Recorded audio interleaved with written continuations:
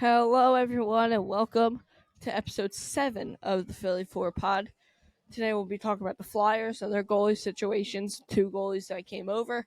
The Phillies opening few games and series. The 76ers are in the middle of a playoff race, and Hassan Reddick is no longer an Eagle. We'll be breaking all that down, starting with the Philadelphia Flyers and their situation. Flyers, right now, as we speak, are sitting in the third spot in the Metro. They have 83 points. The Capitals chasing them with 82. Flyers brought over two prospect goalies in Alexei Kolosov and Ivan Fedotov. It's either Fedotov or Fedotov. I don't know how to say it. They say Fedotov on the broadcast, so that's where I'm going to go. That's how I'm going to say it. I'm going to say Fedotov. I got to kind of learn how to say his last name. Anyway, both were kind of KHL guys. Kolosov wasn't as highly touted as a guy for the Flyers. Kolosov started in the Phantoms. He's really good. He's flexible. He can get to the puck. He can cover it, glove, blocker, anything you need him to do. He can do. He'll be good. And then Fedotov, he's 6'7", He's tied for the tallest goalie ever to play in the NHL. That's always good. Jeez, someone's smoking. That's always good and helpful.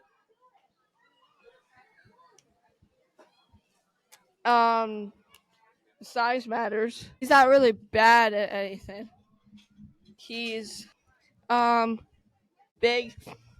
He can get to the puck well. He's really hard to score. I mean, in the KHL, his team was really good because of him, and his story. And I mean, I don't think at this point in his life, hockey's really how can I say this? Gets him nervous.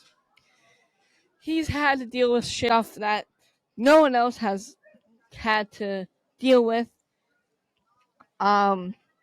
He was forced into the Russian military, couldn't play hockey for a year. Then he was trying to get over here. He couldn't get over here. He had to play in the KHL. Now he's finally here. So at this point in his life, this isn't affecting him. Like, he's not going to go in nervous. He went in for Urson yesterday. In the second period, and he looked amazing. He played really well for his debut. Made some good saves, led up a redirection goal, and the game got to overtime. We lost. Frost loses the puck, puts it in. Whatever. I think both of the goalies that they brought over are really good. Like, really good. Just, I think Fedotov is going to be way better than Kolosov ever will. Now, maybe I haven't watched enough tape on the two, and maybe Kolosov can develop. He started the Phantoms, but regardless of say which goalie is going to be better, they have a very solid goalie farm, and honestly, I haven't been able to say that in a while. Like they drafted good goalies. They have. They need to get some points out of these next two games. They don't play again till Thursday. No, they don't play again till Friday. And Friday and Saturday, they have a combination of two games back to back. They have Buffalo and they have Columbus. You need to get points out of those two games. Whether it's 2 wins or it's 2 1-point losses, it doesn't matter. Those are games. Columbus is a must win. You can't lose to Columbus. Buffalo, understandable. They're a decent team. They're a young team. They're a lot on the line with you. But you shouldn't be losing to a team like Columbus. Ideally, for me, with the goalie situation, I'd start Fedotov against. I haven't really thought about this. I'd say Urson gets the start against Buffalo, and I put Fedotov in against Columbus because I trust Fedotov, and Columbus isn't as good as Buffalo. And Urson, I think, needs to pump up after being rested and then getting pulled. I think he just kind of needs to get that confidence back. So the Flyers, overall, brought over two really solid goalies. I love them. Their goalie system's going to be just fine. The only problem with their goalie system is like 2 or 3 of those really good goalies we have in our system is never going to get a chance, which sucks because they're all really good. Now, whether they're all on the same plane isn't totally fair. My bad. Now let's go to the Phillies. They're a disaster. They start off 1-4. They play tonight at 6:40. Where do I start with this team? Bryce Harper doesn't have a hit yet. Let's start there. Bryce Harper, your best player, one of, if not the best first baseman in the league, doesn't have a hit yet. It's Bryce Harper. I don't care if he's batting in the 5-hole, 7-hole, 1-hole, 4-hole. Wherever he's hitting, he needs to produce. With how good he is and how good he can be, how good he has been for us, he needs to get going. Right now, the whole fucking offense needs to get going. I'm sorry for cursing, but he needs to get going. Because this is unacceptable. Start off 1-4. Start off 1-4 against a team that is so good it can win the division from the Braves. You can't start off this slow again. You can't start. I mean, Trey Turner said, "Oh yeah, we started off slow last year and it ended up being a pretty good year." Yeah, but that's not always going to happen. You're not always going to start slow and then go and surge every month after that struggle. No, there's got to be years where you can't overcome your struggle. And I'm afraid that this year's going to be that year. I think they'll be fine. They have 100 some games left. But, like, God, you need to get it together. Bryce Harper needs to get a hit. Everything will be off. Also, last night they lost 6-3 in 10 innings. Yeah, you know why? Because Connor Brogdon gave up a home run, a grand slam in the 10th to Spencer Steer. Come on. Connor Brogdon never should have been out there. I don't get why Soto wasn't available. He pitched one pitch the night before. He should be available. Also, I'd rather Nick Nelson out there. I'd rather me or you, whoever's watching this across the screen, I'd rather you pitch than Connor Brogdon there. He gave up a grand slam. You can't do that. Now let's go back to the Braves series where they win 1 of 3 games. That was one of the most frustrating series to watch. Okay? Game 1, nobody gets off. Braves kill you. Bullpen falls up. Oh, Wheeler pitches a gem. Bullpen falls apart. Offense doesn't really do much. Typical Phillies, right? Go to the next day. The Phillies knocked out Max Fried in half an inning. He didn't even get to the second inning, and he was gone. And guess what? They got killed in that game because Aaron Nola came out and pitched a stinker. If Nola's bad this year and years going forward, we're not winning anything. He needs to wake up, too, because 2 years in a row, you might not be on this team. You might be DFA'd or something, because 2 bad years in a row like this, I can't take. The start is unacceptable. You can't start off 1-4. And if I'm Rob Thompson, I'm not so sure I'm going to be here for the rest of the season if this keeps up. 3rd year in a row, you're struggling early? Come on. You have a team that can hang with the Dodgers. You have a team when they're going and they're playing well, they can win the World Series. But you can't be fooling around in the beginning of the year, especially when you play the Braves. You can't be fucking around and losing these games. You can't. It's horrible. And then Rob Thompson comes out here and says, "Oh, your Greg Soto wasn't available." Bullshit. He wasn't available. What do you mean? He pitched one pitch and then he got a fly out. Like, come on, dude. He has to be available for you in the 10th inning. And they DFA'd Connor Brogdon. Thank God. Because that guy was horrible. What happened? He was so good for us in that playoff run in 22. Now he sucks. They need to get their stuff together before they need to win this series. Win the next 2 games against the Reds, and you'll be fine. But the way you're starting off isn't promising. Trey's not hitting as much as I would like to see him hit. Harper hasn't gotten a hit. Stott's looking good. Bohm's looking okay. I'm not in love with him so far. Your pitching's looked up and down. Wheeler looked amazing. Nola looked good. No, he looked horrible. Sorry, I lied. And then Sanchez pitched really well. Ranger pitched really well. It's Nola. Nola's the problem. And also, the offense needs to start hitting. You can't expect to win games 2-0, 2-1 every day. You got to wake up. Because another start like this could really kill you down the stretch. Now let's move on to another frustrating team in the middle of another playoff race. Yeah, I'm talking about the Philadelphia 76ers. Sixers play the Thunder today at 7:30. Against the Thunder. Joel Embiid. He's back. The Sixers have lost, I want to say, 4 of their last 5 or something like that. They're on a cold streak as well. They need to start winning games because I don't want to see them in the play. Like I'm on Twitter and I'm scrolling. I see a Bucks fan saying, "Oh, I don't want to see them in the playoffs." Perfect. That's right where we want them. Because we can. I truly believe if Embiid's healthy, we can make a run and we can win it all. Really. Because the way Embiid was playing, and especially with now, this is what we've wanted. He's fully healthy, fully rested. He can win a championship. I mean, he has a guy.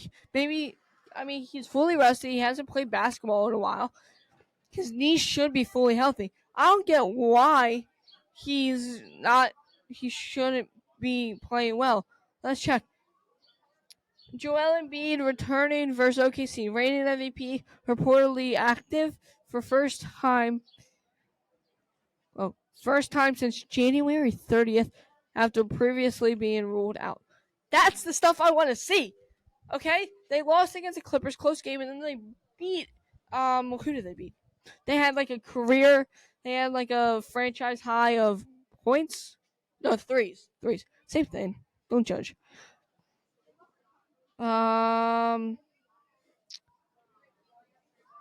They played. Oh, and Shea's out today. So this could be. And Jalen Williams out today.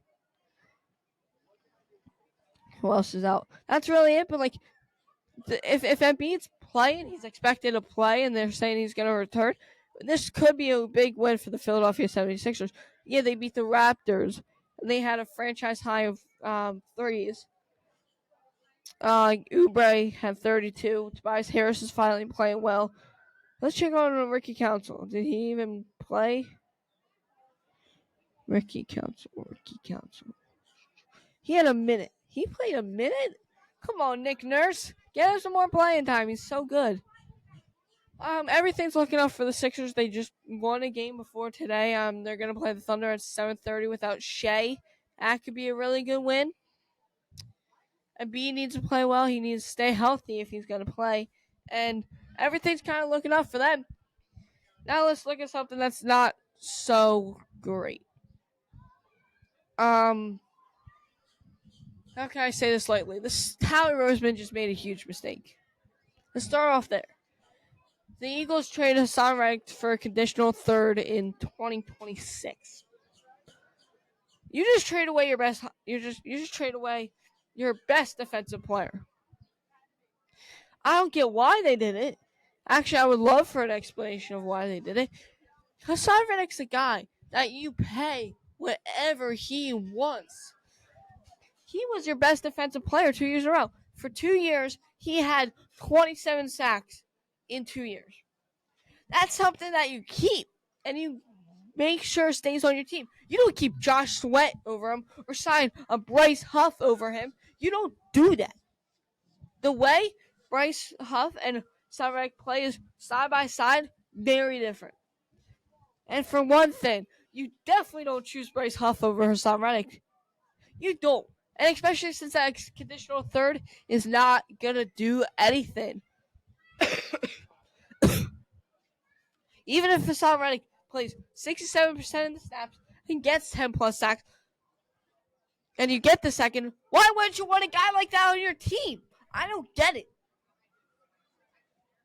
Why wouldn't you want a guy that plays a lot and also gets 10 sacks on your team? I don't. Me personally, a guy. I'm thinking. If I'm Howie Roseman, I'm thinking, who am I? I got to make some changes on the defense. I got to kind of get flexible for money. Who do I get rid of? Josh Sweat, or do I get rid of our best defensive player? I'm getting rid of Josh Sweat. Hassan Reddick just had 2 years in a row, especially with this down year, where he got 10 plus sacks. This is a guy we're talking about that teams go on film and say, watch out for 7.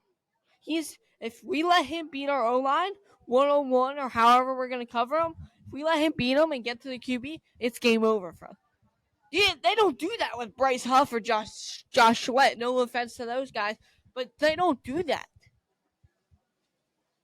The only reason Hassan Reddick didn't look all that great this year was because he was getting dropped back into coverage for some reason, even though he is listed as a linebacker. He's really an edge rusher, guys. Come on. He made such an impact for you all year, last year and then the year before, that you keep him no matter what he wants. He's a Philly kid. You probably would have taken a little less. Pay him whatever he's asking for, dude. You don't restructure Josh Sweat. No, get rid of Josh Sweat. That's what you do.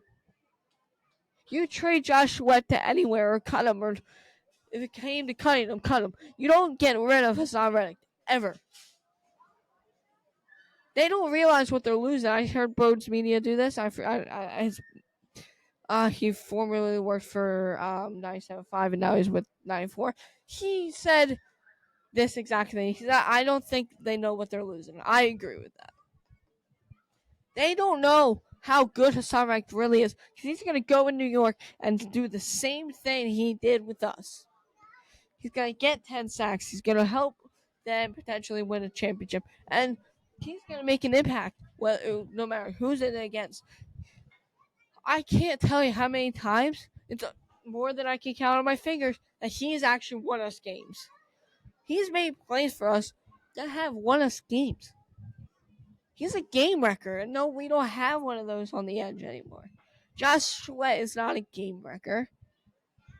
Bryce Huff, I love the signing, but he's not a game wrecker like Reddick is. Nobody's Hassan Reddick. You're never gonna find another Hassan Reddick ever again.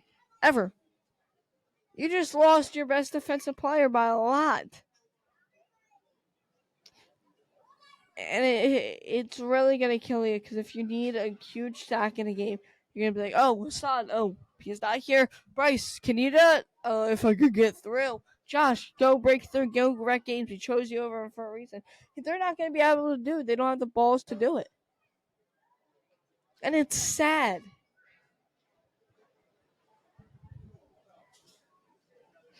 Because Hassan Reddick was such a good player, and then you let him go. It's kind of like, what are we doing? Anyway, I'm in Florida episode. You can see the palm trees. I'm not in Philly, obviously, because it would be raining and it would be sucky, and I would be a lot less dressed up. Like the shirt, yep. That's about it. I just do want to say one more thing about the Flyers, that I think they'll be fine. And I think that they'll end up making it, which would really benefit my dad, because he kind of placed a bet on them for them to make the playoffs. And if they could win the East too, that would be great, because he bet on that for some stupid reason. But either way, I gotta go edit this, kind of post it. See you later. Have a great day.